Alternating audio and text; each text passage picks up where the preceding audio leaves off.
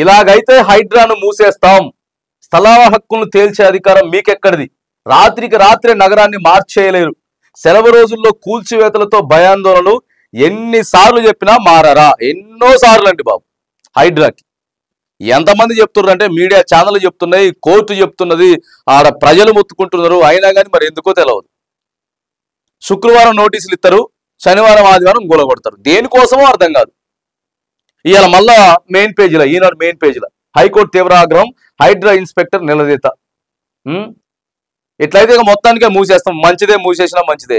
ఏం లాభం ఉన్నది దానివల్ల? ఏం లాభం ఉంది హైడ్రా వల్ల? ఏం లాభం లేదు. మళ్ళా హైకోర్టు ఒకసారి సీరియస్ అయింది. ఎందుకయ్యా బాబు, ఒక్కరోజు నైటే మొత్తాన్ని హైదరాబాద్ని మొత్తం మార్చేస్తారా?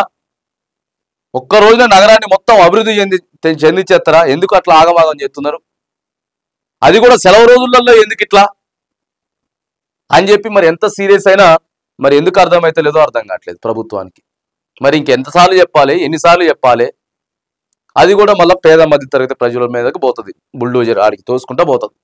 పెద్ద పెద్ద బడా నాయకుల మీదకి పోదు, చెరువులు కబ్జా చేసిన వాళ్ళ మీదకి పోదు, హైదరాబాద్ ఆగం చేసిన వాళ్ళ మీదకి పోదు. ఇది హైడ్రా పరిస్థితి ఎట్లున్నది. సో మళ్ళొకసారి హైకోర్టు సీరియస్ అయింది. ఇప్పటికైనా సరే మీరు తగ్గకపోతే పూర్తిగా దీన్ని క్యాన్సిల్ చేసేస్తాం హైడ్రాని అని చెప్తా ఉన్నది.